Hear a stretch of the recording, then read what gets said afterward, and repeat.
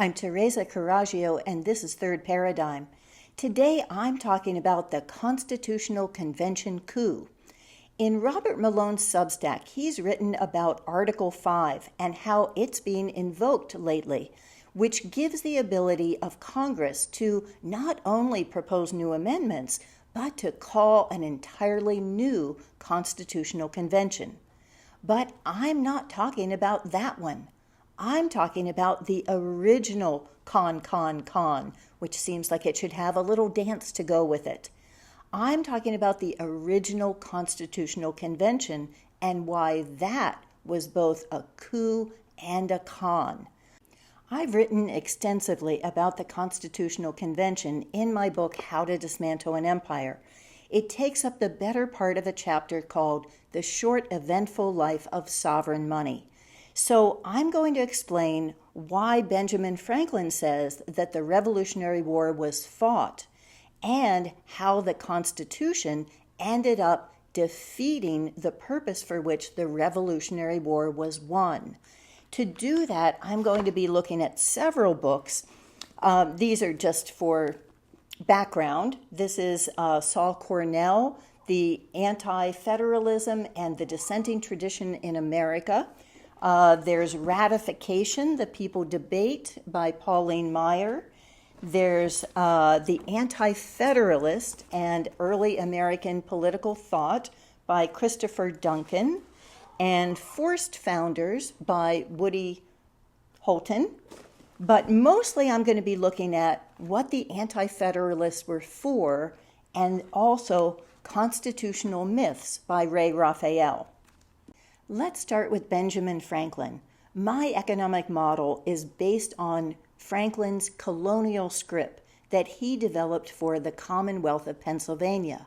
He was 23 when he first defended it, and then 20 years later was called before the British Board of Trade to explain it. So before he arrived there, he traveled through Ireland and Scotland and was appalled at the level of poverty. So what he told them when he arrived was that in Pennsylvania, every owner has the vote in public affairs, lives in a tidy, warm house, has plenty of good food and fuel, with whole clothes from head to foot, the manufacture perhaps of his own family. He continued that there were no poorhouses and no one to put in them because every willing person was employed. Rather than creating a social welfare state, the script empowered families and neighborhoods to take responsibility for themselves. The script also organized labor for the common good, enabling two of Franklin's social inventions, the postal service and the free library. However, this had the opposite effect on the Board of Trade because they were shocked and immediately put in the Currency Act of 1776. And that made it illegal for them to create their own script. So that's why they were in debt for trade by almost $3 million within the next couple years. And that's why he says the Revolutionary War was fought in order to get back the right of communities to create their own currencies for their own domestic trade. During the Revolutionary War, however, they used the Continental, which was not Franklin's plan. The reach through all 13 states of the Continental made it vulnerable to counterfeiting, which was done by the Tories on a boat offshore from New York. And that was used as a weapon of war, and it was flooded with counterfeit Continentals. And so then they took on foreign debt. But the foreign debt was denominated in gold and silver, not in the Continental, which is something we saw before with the Weimar inflation and something that we see now with Latin American countries, that debt should always be denominated in the country's own currency. That means that, in a sense, it's a trade for future product. It can be cashed in later for things that that country makes in its own currency. But if it's in a foreign denomination, it's always vulnerable to that kind of hyperinflation. After the war, the colonists expected to go back to having their own local currencies. But the veterans were paid in continentals, which at that point were so worthless they were just sold to speculators for pennies on the dollar. So they were being taxed and couldn't pay their property taxes, and their homes and their farms were being foreclosed on because of this. This led to Sheas Rebellion, where farmers and veterans surrounded the courthouse and demanded that foreclosure stop until they could create their own Massachusetts currency and be paid for their service for the Revolutionary War so that they could then pay their back taxes. This succeeded for a while because the militia that was called said, hey, we're farmers and veterans too, so we agree with them, and they refused to shut them down. But then the Massachusetts merchants and bankers hired a mercenary militia from the other end of Massachusetts, brought them in, and because there was a note that was intercepted between Sheas and Luke Day, who was the other person who had their militia, and they were about to capture the armory, but a note that said, we want to wait one day, was intercepted. And so not only were they warned of the attack, but one part attacked a day sooner. So the difference that a day made was that there was no sovereign currency, and 4,000 Massachusetts citizens all had to sign for amnesty that they would never again vote or participate in politics again. Shaken to his core, Samuel Adams wasted no time in writing up the Riot Act that suspended habeas corpus and proposed execution for anyone participating in this kind of uprising. And Washington said that commotions of this sort are like snowballs, and they will gather more and more if they are not divided and crumbled. Later that same year, 12 commissioners, trade commissioners, met in Annapolis to remedy defects in the Articles of Confederation. They included Alexander Hamilton and James Madison, and they started writing up a new constitution, which James Madison already had drafted but couldn't even get enough support to propose in Congress at that time. They met and put together this call for a new constitutional convention, which was above and beyond anything that they had been authorized to do. What were the Articles of Confederation? I've read them recently because the full text is in Constitutional Myths. In Herbert Storing's What the Anti-Federalists Were For, he writes, the principal characteristic of that venerable fabric was its federalism. The Articles of Confederation established a league of sovereign and independent states whose representatives met in Congress to deal with a limited range of common concerns in a system that relied heavily on voluntary cooperation. Federalism means that the states are primary, that they are equal, and that they possess the main weight of political power. The Articles of Confederation were about federalism, whereas the Constitution was about creating a consolidated and centralized government. Patrick Henry was perhaps the most eloquent speaker against the Constitution, and he wrote, "What right had they to say we the people? My political curiosity, exclusive of my anxious solicitude for the public welfare, leads me to ask who authorized them to speak the language of we the people instead of we the states.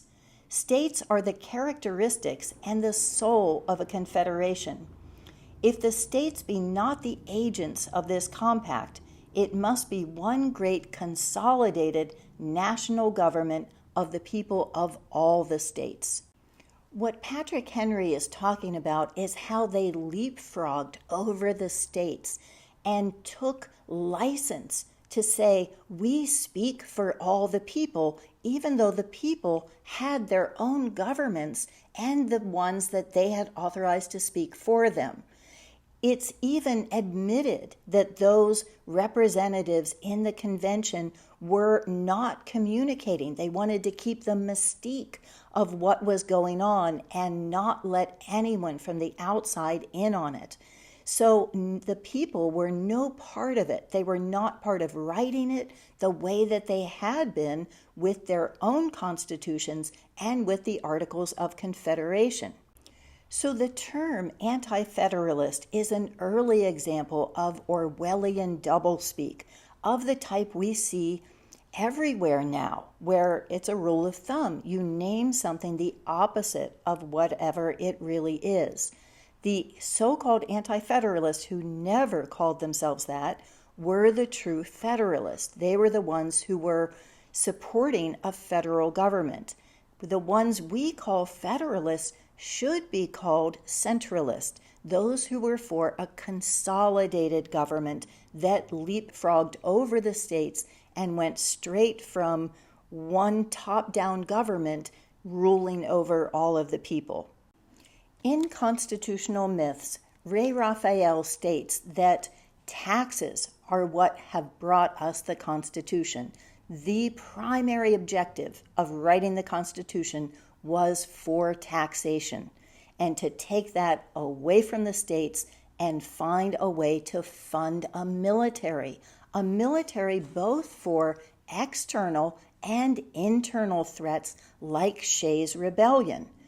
They said this is what we need in order to defend our nation and private property. But as we saw, they were willing to take the people who had defended the nation and had created the nation and deprive them of their private property in order to create a system where they paid the bankers back their debts. Now, a lot of this is because Alexander Hamilton was the lawyer for Robert Morris, who was the primary financier of the Revolutionary War. What did the true Federalist, the so-called anti-Federalist, want when it came to taxation? The system that they had was that the national government could tax imports and exports. That was a way that they could raise money. And in that way, it actually always helped the domestic economies, because the more that exports and imports were taxed, the better it was for communities that were trying to have their commerce serve their own people. So that was fine, and then if they needed it, they could requisition from the states, and each of the states would have a quota that they needed to raise, and only if that failed could they then go to direct taxation. They also wanted the continentals to be only redeemed by the government at whatever the speculators had paid for them, not at their face value. And that was refused. That was seen as not fulfilling the contract of debt. This is something David Graeber talks a lot about, is the sacred nature of debt. How we are willing to do all kinds of unethical things in order to honor debt, as if that is the primary thing that we live for, the contract that underlines society. At the end of the convention, Benjamin Franklin said, "I think this is a mistake and that the country will fall into despotism. But I've lived long enough to know that I've been wrong in the past. And so within these walls, I say this, and within these walls, they will die. I will never speak a word about this outside." So that was his concern, but then it had to go through ratification. And the ratification process was something that was not a given, that the states felt that they had not been included. The people had not been included in the process, and this wasn't what they wanted. So Massachusetts, in particular, was locked. They weren't getting any progress. And finally, the ones for the Constitution said, how about you write up some amendments, and if you agree to the Constitution, we'll fight for your amendments. So that compromise was what ended up making the next 6 states actually pass the Constitution. And all of them wrote up their own amendments, and they wrote a lot of them. Virginia had 20 amendments and 20 more as a Bill of Rights. Then North Carolina added another 6 to that list. New York had 32 amendments plus 24 principles that were in its Bill of Rights. So that's what they went back to the Constitutional Convention with as their conditions for ratifying it. Most people, when they praise the U.S. Constitution, are really talking about the Bill of Rights. But when the states went back with this, the framers were not very interested. As a matter of fact, Washington said he thought this was not very essential, but if it would make people happy, that they would consider it. And James Madison ended up drawing up his own list. Why? Because that would diffuse the situation. That would make it where he didn't have to consider the ones that had been written up by the people through the states, which had more meat to them. So the ones that Madison drew up were called by South Carolina Senator a few milk and water amendments had been proposed by Mr. M, such as liberty of conscience, a free press, and 1 or 2 other things already well secured.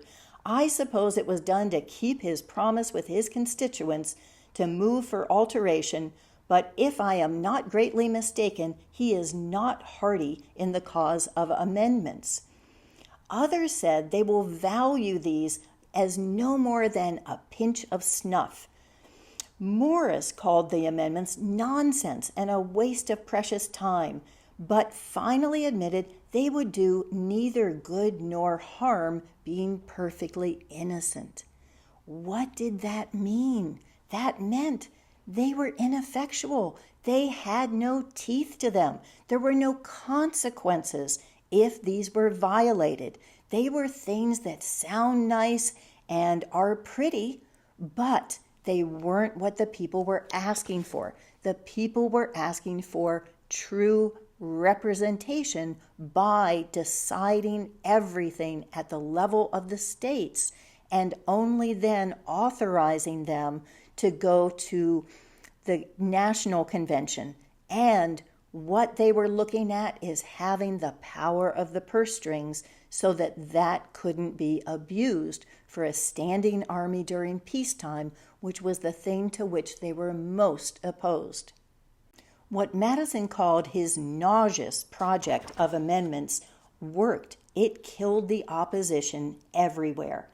And Senator Richard Henry Lee of Virginia complained, "The English language has been carefully culled to find words feeble in their nature or doubtful in their meaning, and the amendments that emerged were much mutilated and enfeebled.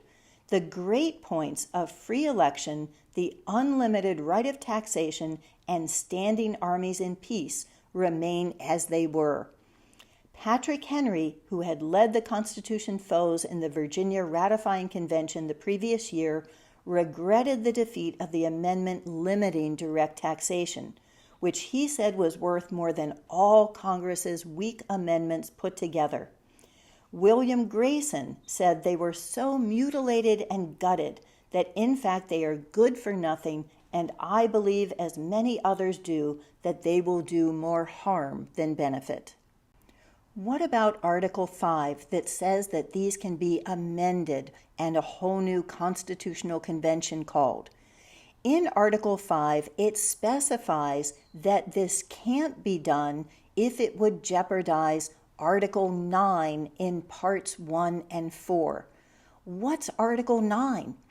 It's about the importation of people, also known as slaves. Slavery could not be abolished until 1808, and until then they had more representation and it was taxed so that they were getting funded by that same slavery.